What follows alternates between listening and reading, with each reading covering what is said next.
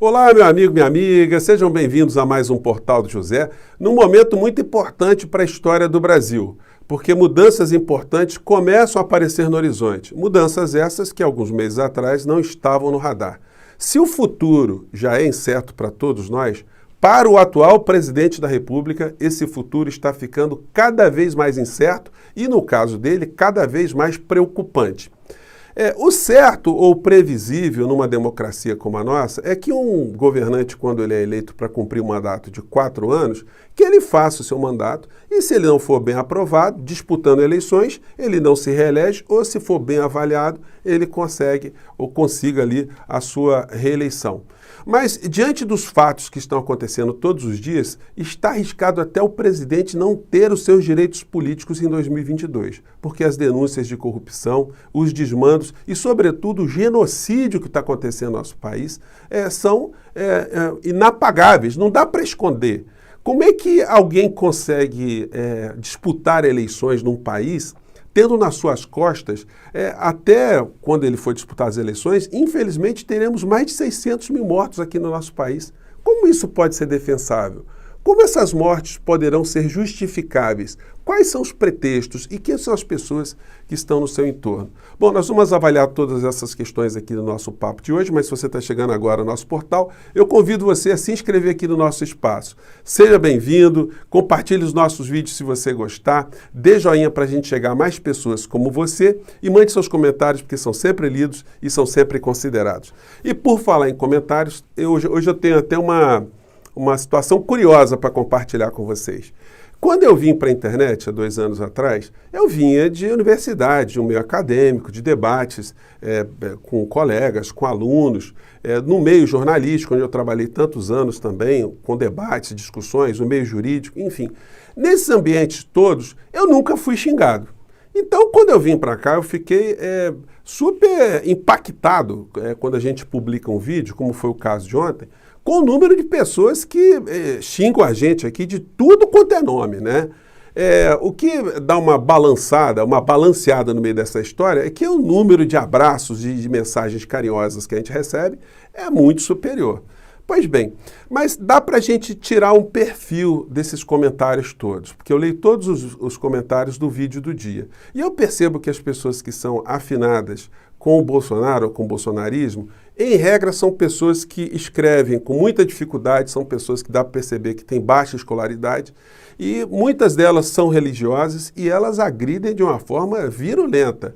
Eu sou chamado de verme, de lixo, e tudo quanto é nome que vocês podem imaginar, né? Mas o que me chama mais a atenção é quando as pessoas tentando me agredir me xingam de professor. Aí eu acho sensacional, né? O cara escreve assim, você só pode ser um professor, né? Vejam que mundo que a gente está vivendo. Ser professor agora é uma qualidade negativa para essa gente do bolsonarismo. Eles acham que o professor é um doutrinador, é um cara pervertido, que mexe com a cabeça, é um manipulador. Um monte de gente coloca esse tipo de situação aqui.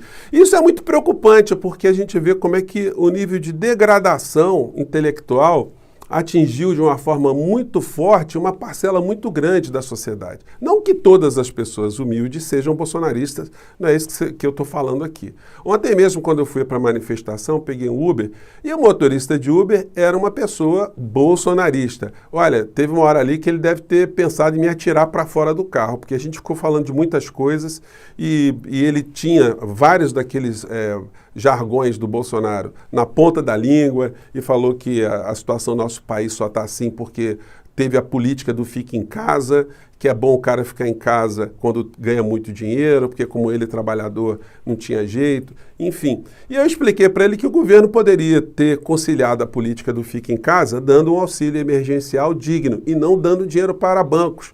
Porque não adiantava uma pessoa como eu, que tem um bar, manter um bar aberto com a sociedade toda preocupada e não se contaminar. O prejuízo ia ser o mesmo, ia ter muitos problemas, ia quebrar a empresa. Então o que faltou foi um planejamento, foi a gente ter um presidente da República minimamente preocupado com seres humanos. E esse tipo de crime comandado pelo presidente da República, isso vai ter um preço. E a gente tem que ajudar cada vez mais as pessoas entenderem o que está acontecendo.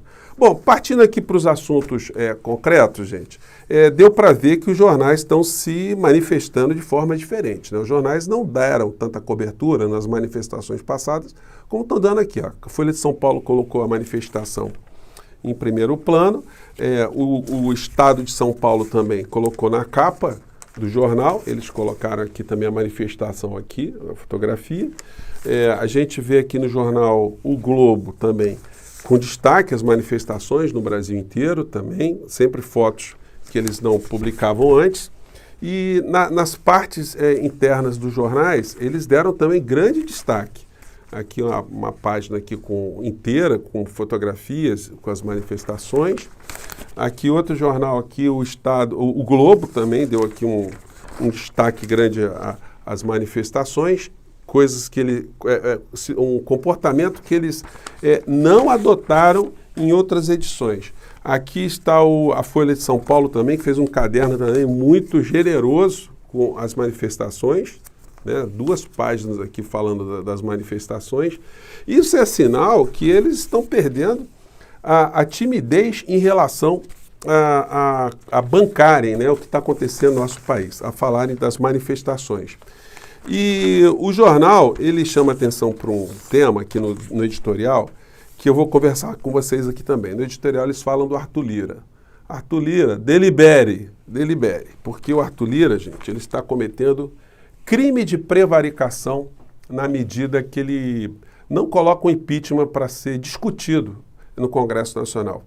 Eu entrei em contato com a assessoria do senador Fabiano Contarato, mas eu também vou entrar em contato com as assessorias dos parlamentares que eu tenho algum contato para apresentar para eles uma minuta de um projeto para ampliar a pena dos crimes de prevaricação, porque no Código Penal, o crime de prevaricação do artigo 319, ele tem uma pena que vai de 3 meses a 1 ano. É uma pena muito pequena. O senhor Augusto Aras, por exemplo, que está encaixado nessa prevaricação, porque ele está fingindo que não está vendo os 522 mil mortos no nosso país, ele acha que não tem indícios, que não há responsabilidade, ele deveria ser denunciado pelo crime de prevaricação, porque não tem justificativa dele estar fazendo isso. Mas qual é a razão dele ficar nessa posição? Que se ele de fato for denunciado, a pena máxima é de 1 ano. E uma pena máxima de 1 ano, gente, dentro do regime do Estatuto dos Servidores Públicos, ele não perde nenhum cargo. Então, eu vou sugerir que essa pena seja aumentada, que haja um projeto de lei para aumentar essa responsabilização, para quando uma pessoa defender o indefensável para atender o interesse pessoal de um outro servidor público, sobretudo em casos onde há um resultado morte, que essa pena chegue a 8 anos, chegue a 10 anos, para que esses caras sejam responsabilizados de uma forma efetiva. O Arthur Lira não está livre desse tipo de imputação também. Mas aí a sociedade tem que ficar cada vez mais pressionando, cada vez mais os meios de comunicação têm que ajudar a sociedade a entender, a pressionar os deputados de uma maneira geral, para que a gente tenha, no mínimo, a discussão do processo de impeachment. Porque eles não querem, os deputados bolsonaristas, de estar numa votação e de dizer que o Bolsonaro é inocente no meio dessa história. Eles não querem entrar para a história como cúmplices de forma concreta desse genocídio que está acontecendo no nosso país. Mas a sociedade tem o direito de saber quem é que está do lado do Bolsonaro e quem não está do lado do Bolsonaro nesse genocídio que a gente está vivenciando aqui no nosso país. E, como eu falei para vocês sobre os militares, como um grupo que está sofrendo desgaste no governo Bolsonaro, as matérias começam a dar conta disso que eu estou falando para vocês. Tem uma matéria aqui hoje grande no estado de São Paulo, falando aqui dos militares envolvidos em situações no mínimo suspeitas. Eu falei para vocês, né, gente, é o partido do contra-cheque de farda. Esse pessoal gosta muito de dinheiro.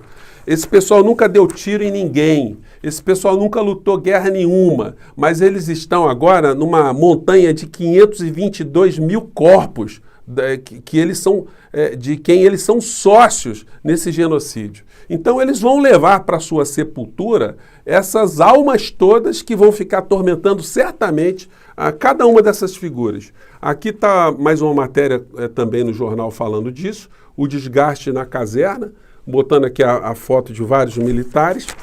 Enfim, esse é o quadro que está acontecendo aqui no nosso país. Ao lado de tudo isso, Ontem eu fiz uma menção e hoje eu vou reforçar, vou colocar aqui um vídeo para vocês pequenininho. Porque, por que eu coloco o Malafaia, gente, aqui nos nossos vídeos às vezes? Porque ele é um orientador político do Bolsonaro.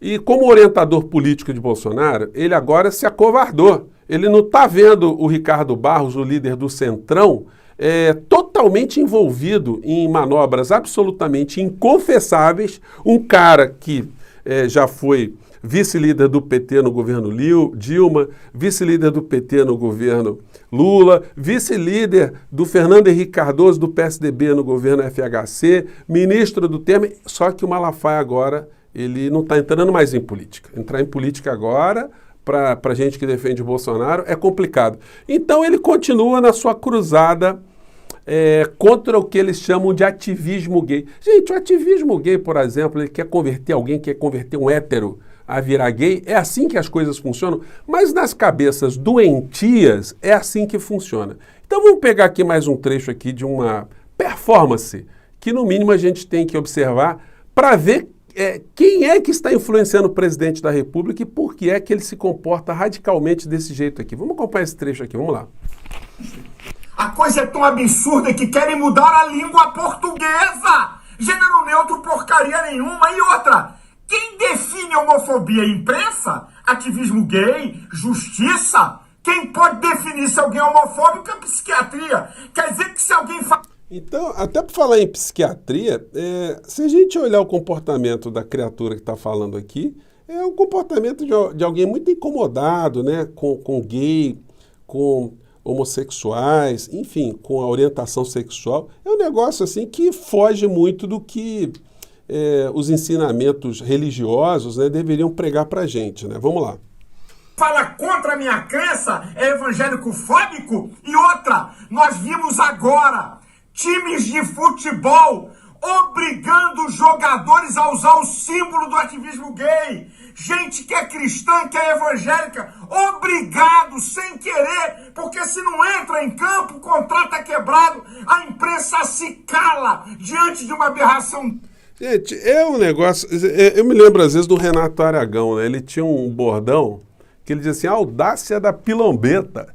Gente, os jogadores de futebol, eles não estão entrando ou não entraram nos campos de futebol com algum símbolo, alguma referência ao respeito que os seres humanos têm que ter uns em relação aos outros, como se fosse ali uma bandeira, um ativismo para converter as pessoas a virarem gays.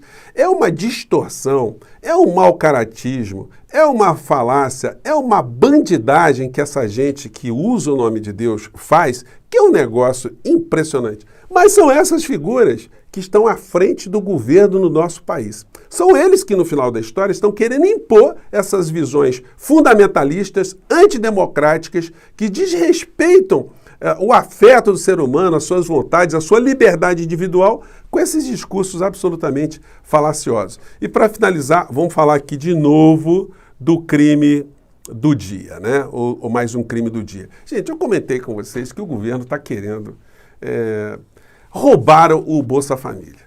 O Paulo Guedes e o Bolsonaro querem assaltar, junto com os bancos, o cidadão mais pobre que recebe um Bolsa Família. Aqui está na manchete aqui do Jornal Extra. Crédito consignado do Bolsa Família pode piorar a situação dos mais pobres, avaliam especialistas. Tem essa outra matéria aqui, que fala de crédito consignado também do Bolsa Família. Eu acho que dá para vocês verem aqui. Gente, o que significa isso, hein?